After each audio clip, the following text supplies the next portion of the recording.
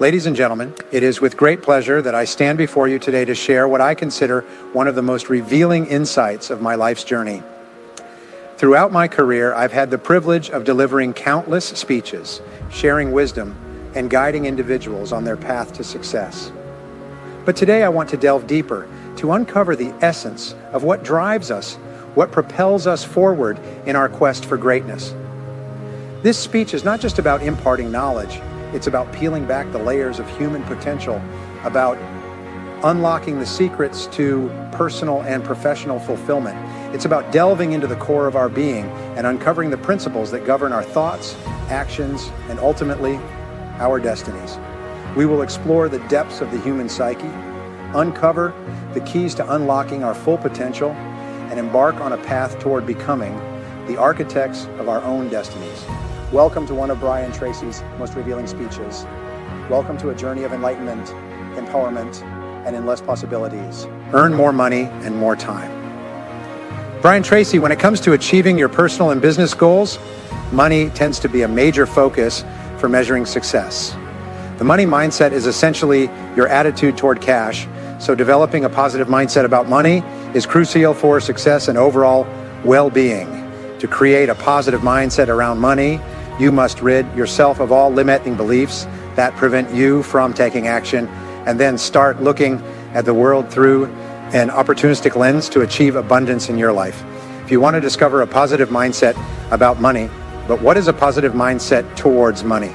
If changing your thinking about money is a priority, you'll first want to understand what even is a way of thinking about money. A money mindset is a fundamental attitude you have about your finances. Your mindset about money drives your financial decisions every day. This can have a significant impact on your ability to achieve your goals. It is vital for success to focus on having a positive monetary mindset. While money can be a stressful topic for many, if you change your thinking about money, you tend to make better decisions about how to overcome challenges. Money and mindset go hand in hand, so understanding it and focusing on ways to see it positively is crucial for lifelong success. But here's the secret. When you fix your relationship with money, you'll transform many other areas of your life. Here are 4 steps to help you develop a positive money mindset. First, forgive your financial mistakes. If you've never missed a credit card payment or a bill, you might as well be a finance guru. However, for the vast majority, it's important to forgive their financial mistakes. The goal is to shift your focus away from shame and make room for better practices and a more positive attitude toward money in the future. To forgive your financial mistakes, first acknowledge what happened, apologize to yourself, and then focus on moving forward. If you start developing a negative mindset about money, remember that your financial mistakes are not you. You are separate from your past financial mistakes. Second, set financial goals. Once you've forgiven past financial mistakes, setting financial goals can be a significant step toward mastering the monetary mindset. When setting goals, figure out what's most important to you and put everything on the table. You'll want to delve into goals that are within your reach, which will take some time and which should be part of your long-term strategies. Once you've identified these financial goals, apply a SMART goal strategy to ensure that goals are specific, measurable, attainable, relevant, and timely. Third, optimize your budget for happiness. Achieving mastery of the monetary mindset is no easy task, but optimizing your budget to include things that make you happy will make it a little easier. If a gym membership or dining out makes you happy, plan your budget accordingly to include these things. If you don't feel deprived, budgeting will feel less like a chore. When budgeting, a good rule of thumb is that 50% of your earnings should go towards needs like housing, food, gas, and medicine, 30% towards wants like vacations, and finally learning to play an instrument, and 20% should be saved. If you have debt, the 20% can be allocated to paying it off first. Fourth, educate yourself about money. Lastly, if you want to have a positive mindset around money, educate yourself about money. Surround yourself with people who live by those values. Read books that promote positive mindsets, and make sure your social networks don't promote negativity around money and spending. It's good to have money and the things money can buy, but it's also good to make sure you don't lose the things money can't buy. George Lorimer said, To be fully rounded as a person, you need to know the importance of time management. You and your quality of life require a worldview that recognizes time as an invaluable, indispensable, and irreplaceable ingredient of a successful, happy, and highly productive life. You need an attitude toward time as something more than the clock or the calendar. Get rid of all your time wasters. Time is the most precious currency we possess, and it's crucial to safeguard it with the utmost care. Every moment lost is an opportunity missed, and as such, we must employ our intelligence to maximize our use of time and seek to expand it whenever possible, leaving no room for wasteful endeavors. One effective strategy is to leverage financial resources to buy back time. Money may come and go, but time is irreplaceable. Therefore, it's prudent to delegate low-value tasks to others, freeing ourselves to focus on activities that truly matter, be it spending quality time with loved ones, pursuing our passions, or driving our professional endeavors forward. If your desired income quota is to 25 per hour, then any task not yielding at least this amount should be delegated.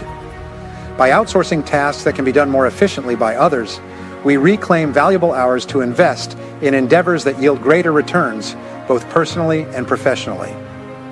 Moreover, extending the principles of effective time management to our personal lives is equally crucial. Just as successful executives optimize their professional time, they should also apply the same rigor to their personal domains, ensuring that every moment spent contributes to a fulfilling and enriching life for themselves and their loved ones. They encourage them to hire housekeepers, gardeners, and personal assistants to do chores and run errands. They buy their freedom to be able to enjoy a better quality of life and spend more time with family and personal activities. The reward for both parties is often extraordinary.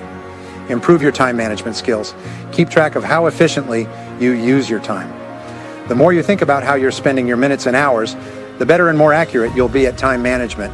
Because they don't control the use of time, most people aren't even aware of how much time they waste every hour. Get a wristwatch with an alarm that goes off every 15 minutes. Every time the alarm goes off, stop and observe yourself. Look at what you're doing. At that moment, if possible, keep track of time and write down what you're doing. Every time the alarm goes off, regularly ask yourself, is what I'm doing right now the best use of my time? Life is all about attention. The more attention you pay to how you use your time and your biggest time wasters, the more efficient and productive you're likely to be. The more aware you are of the fleeting nature of time, the better you'll use it while increasing your quality of life.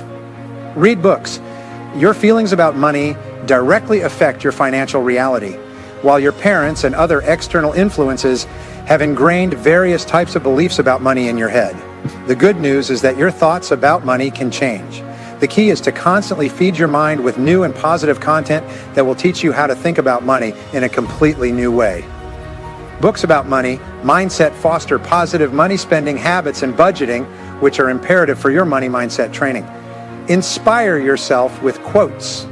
Surrounding yourself with motivational and informative quotes will help you have the right money mindset.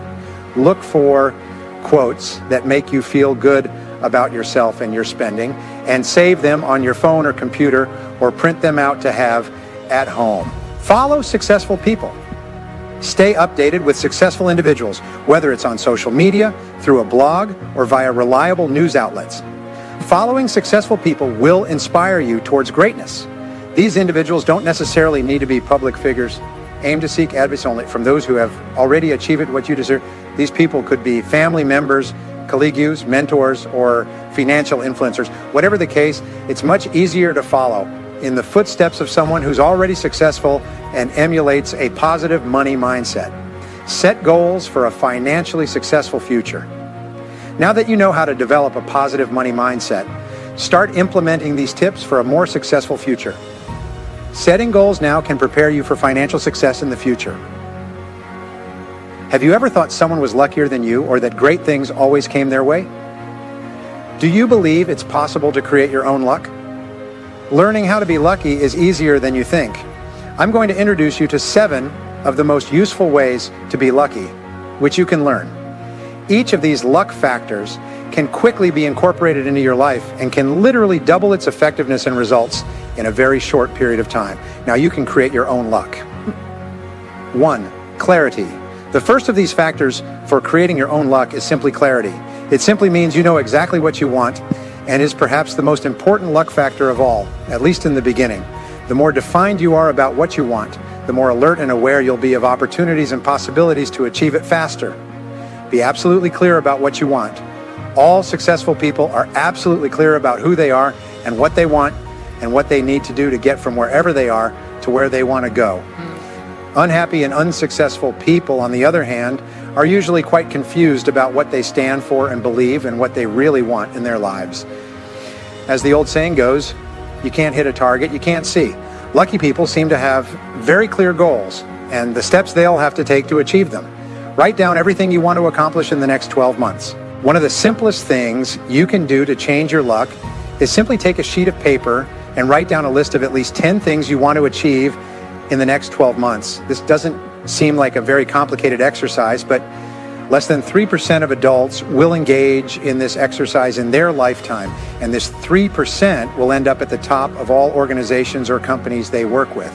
It has been said that success and prosperity begin with you, a pen, and a piece of paper. The 97% of people walking around today have no goals. The mere act of putting pen to paper and determining the 10 things you want to achieve over the next 12 months immediately moves you into the top 3% of people living today. All you need are 3 to 5 minutes.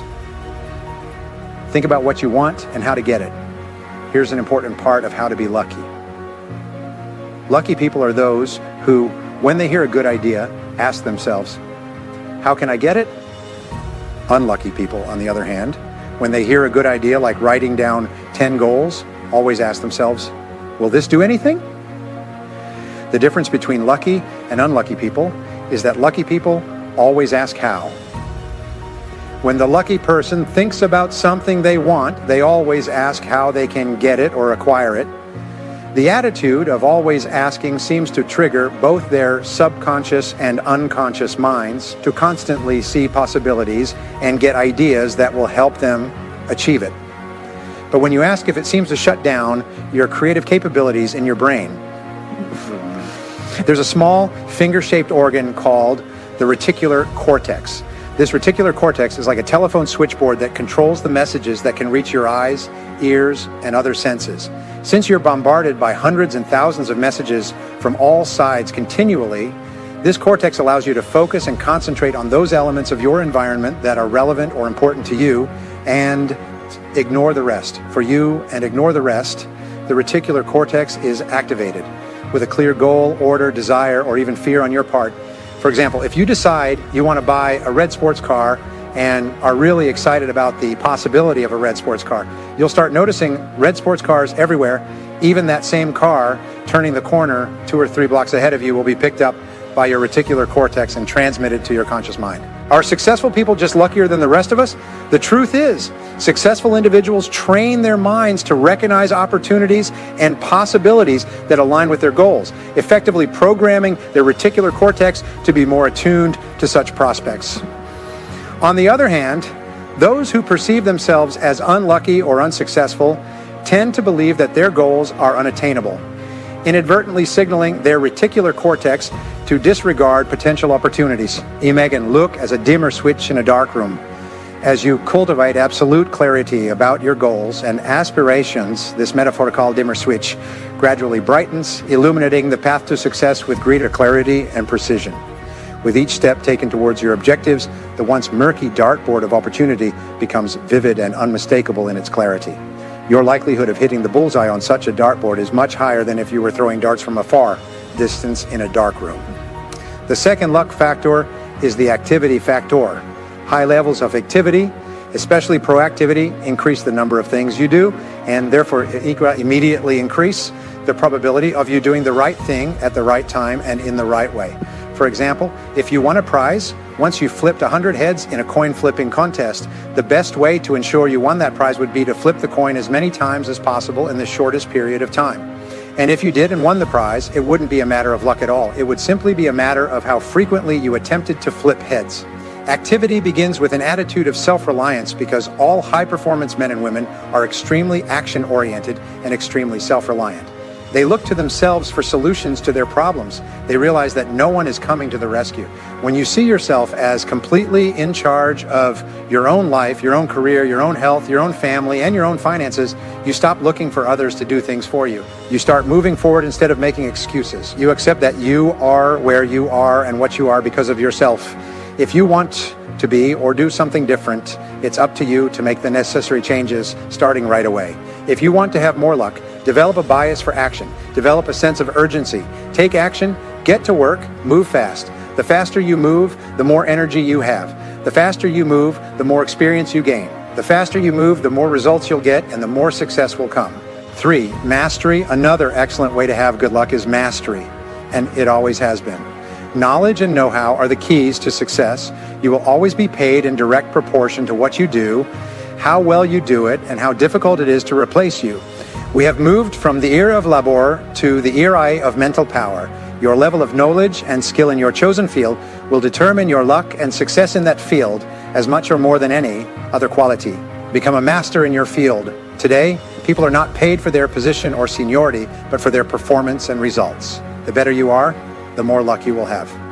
Your job is to decide to join the top 10% in your field and then pay any price and invest the time necessary to get there. The luck factor of mastery can do more to help you achieve great success than perhaps any other factor.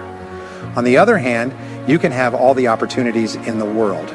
But if you're not really good at what you do, the opportunities will slip through your fingers. 4, energy. Energy is another key way to have more luck.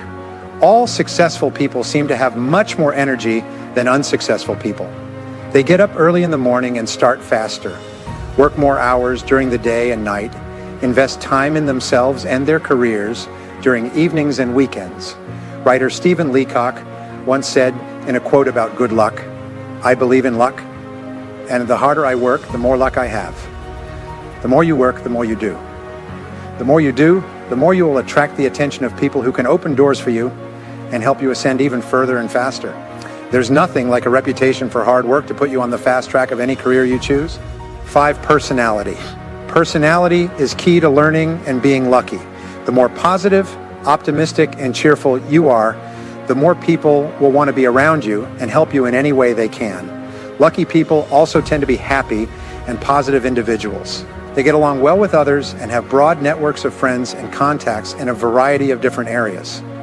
The more people you know and who know you positively, the more likely you are to meet the right person at the right time to open the right door to the right opportunity.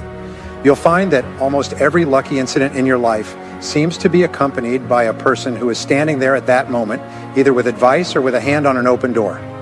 The entire lives of many people have changed because of a casual remark or a friendly acquaintance who has given them a key piece of information or an opportunity that has allowed the lucky individual to progress more in a couple of years than many people do in their lifetime. The word most frequently used to describe successful people is the word nice. Let's talk about the power of character and integrity. When you consistently demonstrate goodness and kindness, you'll find that people are naturally drawn to support you.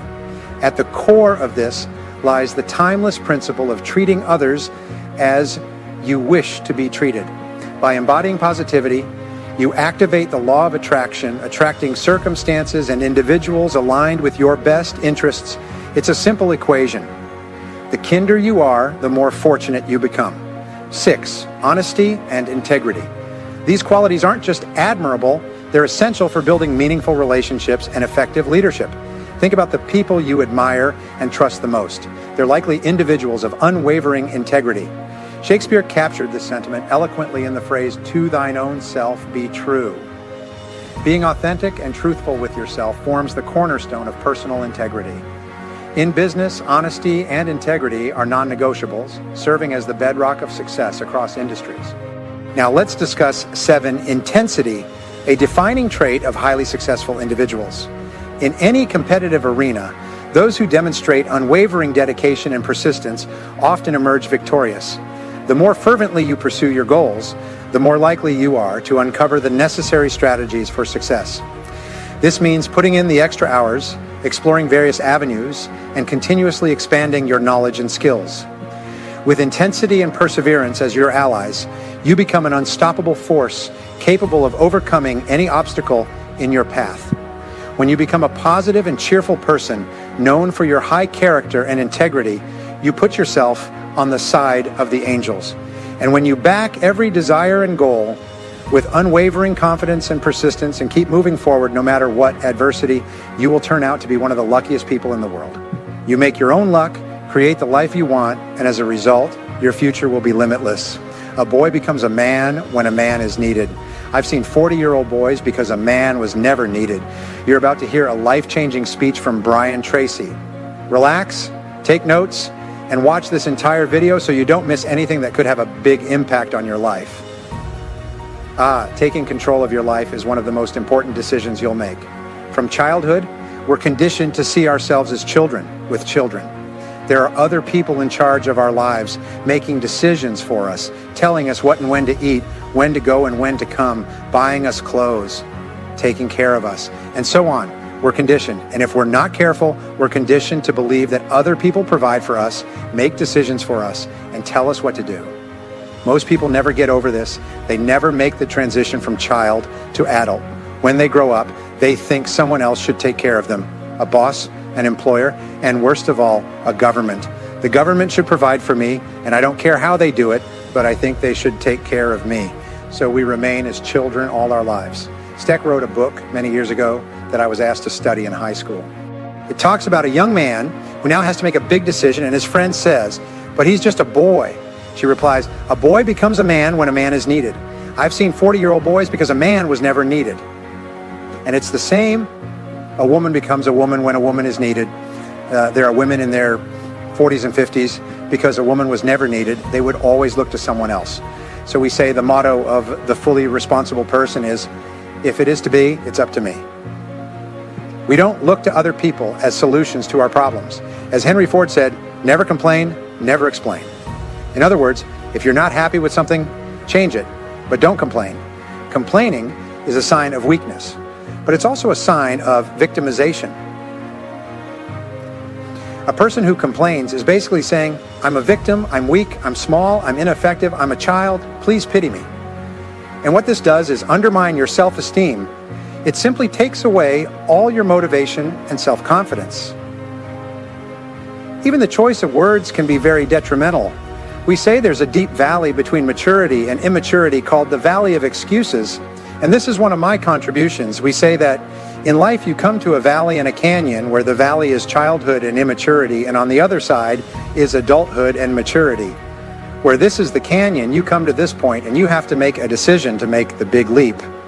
But what most people do is they timidly take the leap and try to cross the canyon of excuses. They try to cross it in 2 jumps and end up in the valley of excuses. The valley of excuses is one of the biggest obstacles to success in adult life. We make excuses often. I say that 80% of the population goes to Someday Island. Every time they think about a change they want to make in their lives, they think, someday I'll do it. Someday I'll write it down. Someday I'll buy that book. Someday I'll improve my skills. I'll lose weight. I'll get out of debt. And someday I'll change my bad relationship. And so on. And then they end up in the valley of excuses. So your job as a fully functional adult, when you get here, is to make the leap to the other side. And once you've made the leap to the other side, there's no turning back. And this leap of accepting total responsibility for your life is scary, which is why most people don't do it. It's also exciting because it frees you to say, I'm in charge of my own life, I'm the one in charge. So your job is to jump over the valley of excuses, accept total responsibility for your life, and never look back. Looking back, we say that excusitis, which is an inflammation of the excuse-making gland, is invariably fatal to success. The reason people aren't successful is because they have excuses. You can't imagine a leader crying, complaining, and making excuses. As Mark Twain said, there are 1,000 excuses for failure, but never a good reason. So one of the things we do is there are no more excuses. Either you do it or you don't. Join or jump, but I don't give excuses. We say that accepting responsibility is not optional. It's mandatory. I mentioned it before, but I can't be too emphatic that you can only give up control. You can't give up responsibility. You're still responsible for yourself throughout your adult life. You can give up control by trying to make someone else responsible for your life. And you do. And then you wait to be told what to do or not to do, or to get a raise, or to be promoted or demoted or hired or do something else. Or you can accept responsibility, and accepting responsibility is mandatory. You can't move forward. You're literally stuck in your tracks, almost as if there's a wall in front of you, until you accept responsibility and make the leap and never give another excuse again. We say that the word responsibility can be broken down into two words, response and ability. It's your ability to respond.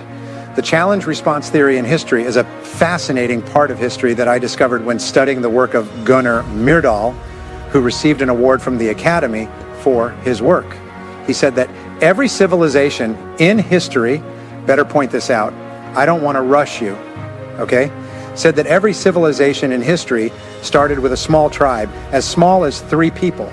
The history of the Mongols, the Mongol Empire, which was the largest empire in the history of man on earth, stretching from the Sea of Japan to the Danube in Europe and across the Middle East and all of China and half of India, began with 3 people.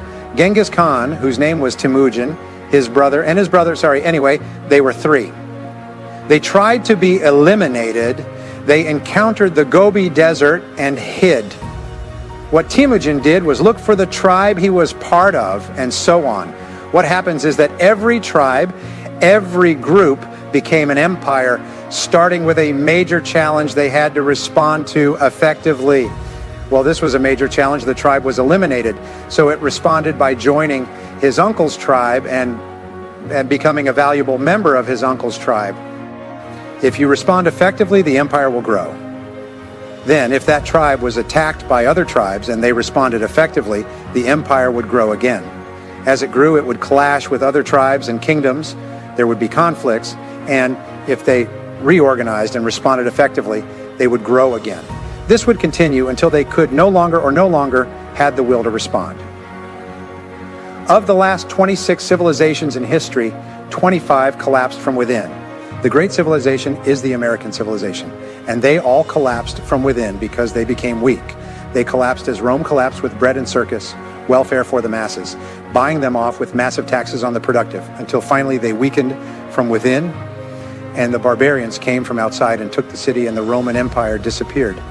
In our lives, every time we effectively respond to a challenge, we grow stronger, more resilient, more confident, and more powerful. So the only thing we can be sure of is that challenges in your life will be an ongoing series. They'll come like waves in the ocean, problem after problem after problem. The only question is whether we can effectively respond. And if you do, you keep growing. As soon as we stop effectively responding to life's challenges, we start collapsing inward. So every time you face a challenge, just say, well, here we go again. This is what I do. I effectively respond to challenges. And the wonderful thing is, I learned this in metaphysics. Make the decision that no matter what happens, you will respond effectively. And program yourself in advance that no matter what happens, you will respond effectively. No matter what problem you have in life, you take and accept responsibility and respond effectively. If you make that decision in advance, when the problem occurs, it's like they press the automatic button and you're already geared up to respond effectively. You don't even have to think, what should I do in this situation?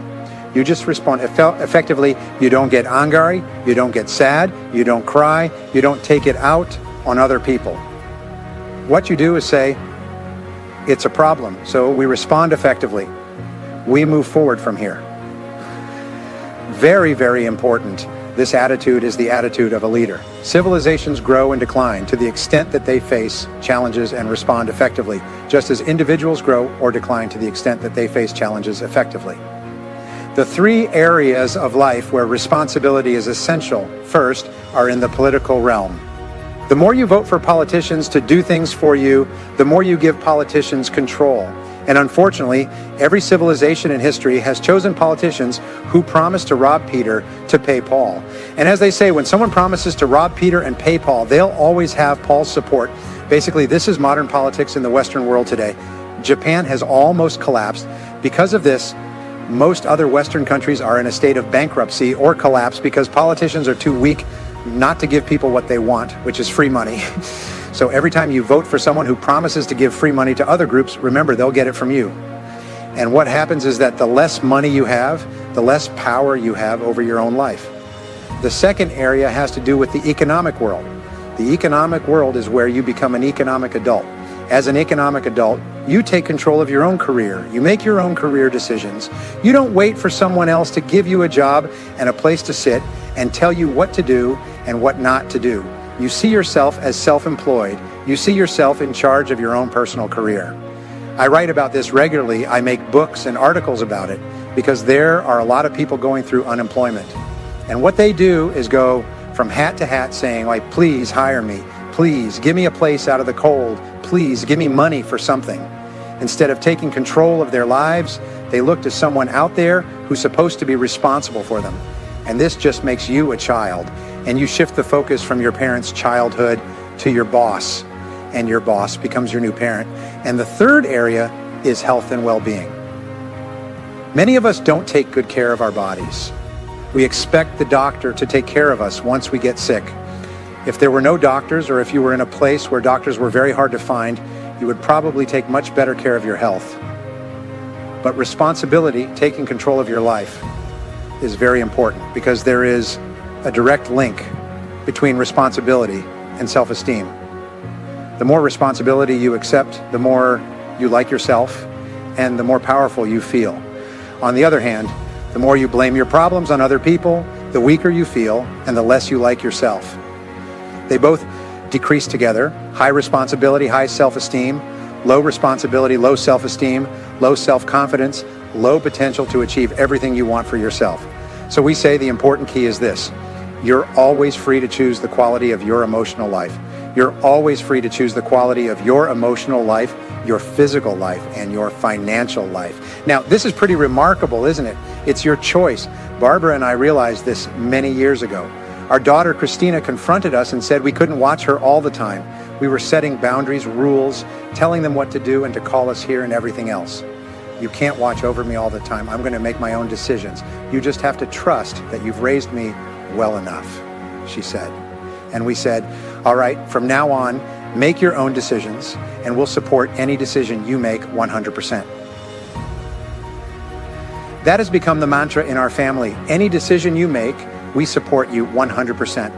I have a little joke with my kids. I tell them I've never forced them to do anything and I've never forbidden them to do anything, and they have to agree. I've never compelled them to do this and I've never prohibited them from doing that. Unless, of course, they want to spend vast amounts of my money, in which case we'll just have a longer conversation.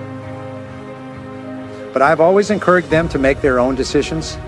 I don't always agree with their decisions, but I always back them 100%. And most of the decisions they've made have turned out to be very good. It's amazing how right their decisions are when they're responsible for making them. Would you agree with that? Would you agree? Okay, my son is here, and he told me not to mention it. So I won't mention that he's here. I won't mention that my son, Israel, might be sitting right next to you. You never know which chair he's in. Well, you're always free to choose the quality of your life. You're always free to make your own decisions, and that's important. Does that mean you always make good decisions? No, but you always know they support you 100%. And there's nothing more wonderful than knowing the important people in your life support you 100%. Does that mean you always make good decisions? No, but you know they'll back you 100%. And you know if the decision doesn't work out, they'll change that decision very quickly. It'll be reversed very quickly if it's your decision. As we come to the close of this speech, I urge you to carry forward the insights and revelations gained here today. Remember, knowledge without action is merely potential, but knowledge applied is power. Take the wisdom you've received and let it ignite a fire within you, propelling you toward your goals with unwavering determination.